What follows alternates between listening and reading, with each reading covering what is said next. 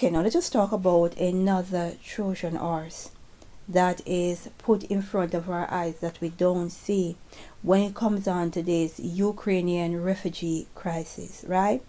And that is the sex trafficking of women and children. Now, me and the team members, we already discussed this because we saw it a mile away, right? Now, the proof that we'll have to show you that this is a real problem will be coming from USA Today, and it is by a Josh Mayer, right? Because they are using this refugee crisis to traffic women and children across Europe. Now, this article says Putin's war in Ukraine is driving a hidden horror sex trafficking of women and children. Women and children fleeing war zones in Ukraine are left vulnerable, often in foreign countries where traffickers can exploit them. Illegal sex trafficking of women and children in and around Ukraine has skyrocketed, experts says.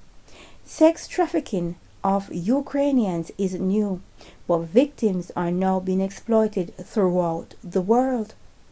No one knows the scope of the problem due to lax controls over who is fleeing Ukraine.